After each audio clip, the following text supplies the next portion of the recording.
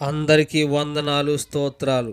ప్రియమైన సహోదరులారా, ఈరోజు మనం బైబిల్లో ఉన్న విషయాలు, ఆధారాలు, నిర్ధారణ అయిన ఆసక్తికరమైన చారిత్రక ఆనవాళ్ళ గురించి చాలామంది అడిగే ఒక ప్రశ్నకు సమాధానం తెలుసుకుందాం. బైబిల్లో ఉన్న దావీదు రాజు నిజంగానే చరిత్రలో జీవించాడా, లేక ఆయన కేవలం ఒక కథలోని పాత్రేనా? ఈ ప్రశ్నకు సమాధానం చెప్పేటప్పుడు మనం కేవలం విశ్వాసం మీద మాత్రమే ఆధారపడము, అలాగే కేవలం చరిత్రను కూడా పట్టుకోము. బైబుల్ ఏమి చెబుతోంది, పురావస్తు పరిశోధనలు ఏమి చెబుతున్నాయి, చరిత్రకారులు ఏం చెబుతున్నారు, ఈ మూడింటిని కలిసి పరిశీలిద్దాం. ఈ వీడియోని చివరి వరకు చూడండి, లైక్ చేయండి, సబ్స్క్రైబ్ చేసుకోండి. ముందుగా ఒక విషయం గుర్తుంచుకోవాలి, బైబుల్ ఒక మత గ్రంథం మాత్రమే కాదు, అది అనేక చారిత్రక వ్యక్తులు, రాజ్యాలు, పట్టణాలు, సంఘటనలను కూడా ప్రస్తావిస్తుంది. అయితే బైబిల్లోని ప్రతి సంఘటనకు బయట నుంచి సమానమైన పురావస్తు ఆధారాలు దొరకటం తప్పనిసరి కాదు. చరిత్రలో ఆధారాలు లభించిన చోట వాటిని పరిశీలించాలి, లభించని చోట అది జరిగిందని లేదా జరగలేదని వెంటనే తేల్చలేము. ఇప్పుడు దావీదు రాజు గురించి చూద్దాం. బైబిల్ ప్రకారం దావీదు మొదట ఒక గొర్రెల కాపరి, తర్వాత దేవుని చేత అభిషేకింపబడి ఇజ్రాయేలీలకు రాజు అయ్యాడు. అతని జీవితాన్ని ప్రధానంగా 1 సమూయేలు మరియు 2 సమూయేలు గ్రంథాలలో వివరిస్తాయి.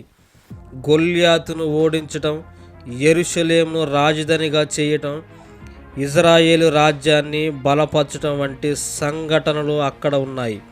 కానీ ప్రశ్న ఏంటంటే, దావీదు పేరు బైబిల్ వెలుపల హిస్టరీలో ఎక్కడైనా కనిపించిందా? చాలా ఏండ్ల పాటు విమర్శకులు దావీదు అనే రాజుకు ఎలాంటి చారిత్రక ఆధారాలు లేవని వాదించారు. కానీ 1993లో పరిస్థితి మారింది.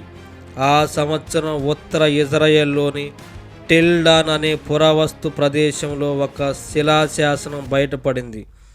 దానిని టెల్డాన్ శిలాశాసనం అని పిలుస్తారు. ఇది క్రీస్తు పూర్వం 9వ శతాబ్దానికి చెందినదిగా ఎక్కువ మంది పరిశోధకులు భావిస్తున్నారు. ఈ శిలాశాసనంలోని దావీదు ఇంటి వంశం, హౌస్ ఆఫ్ దావిడ్ అనే పద సంబంధం కనిపించింది. ఇది అత్యంత ముఖ్యమైన విషయం, ఎందుకంటే ఇది బైబిల్ వెలుపల దావీదు వంశాన్ని సూచించే తొలి ప్రముఖ ఆధారంగా పరిగణించబడింది. ఇది ఏమి నిరూపిస్తుంది? ఇది దావీదు జీవితంలోని ప్రతి సంఘటనను నిరూపించదు, కానీ దావీదు అనే పేరుతో ప్రసిద్ధి చెందిన ఒక రాజవంశం ఉన్నట్లు సూచించే బలమైన చారిత్రక ఆధారంగా చాలామంది పురావస్తు శాస్త్రవేత్తలు భావిస్తున్నారు. అంటే దావీదు అనేవాడు అసలు లేడనే అభిప్రాయానికి ఇది పెద్ద సవాలు విసిరింది. ఇంకొక పురావస్తు ఆధారం గురించి కూడా చర్చ జరుగుతుంది.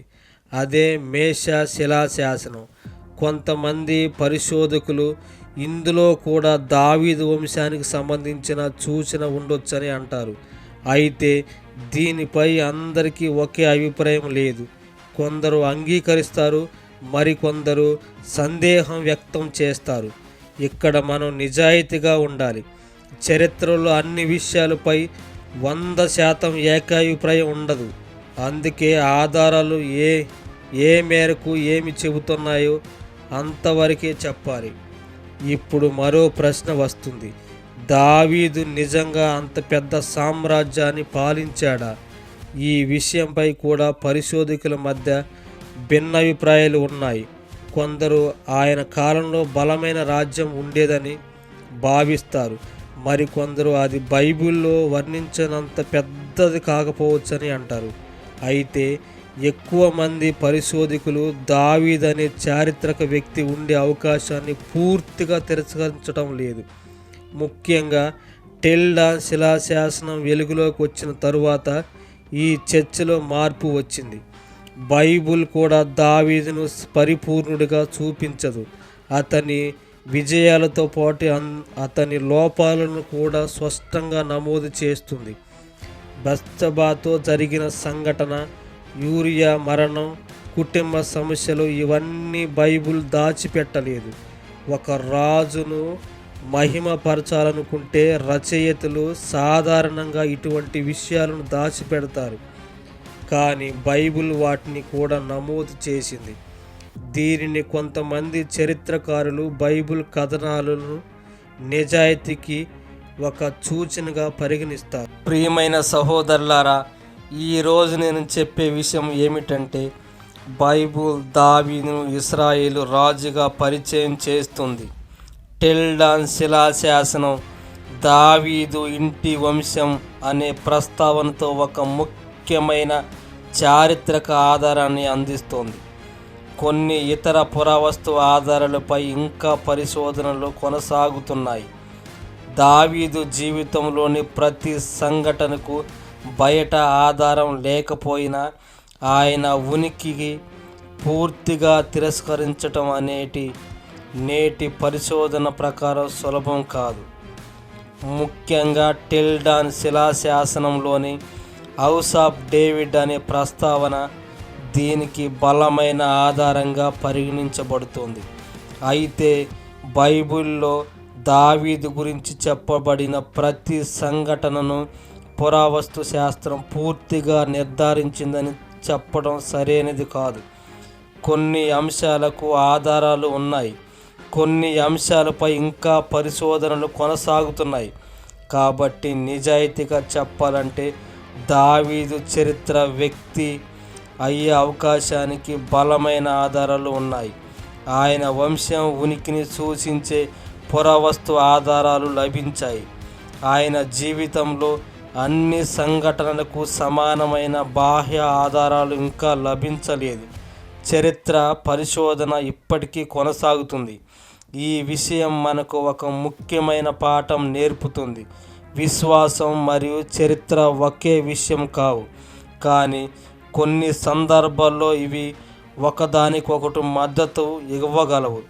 బైబిల్ అధ్యయనం చేసేటప్పుడు, చరిత్రను పరిశీలించేటప్పుడు నిజాయితీగా లభించిన ఆధారాలను గౌరవించటం అవసరం.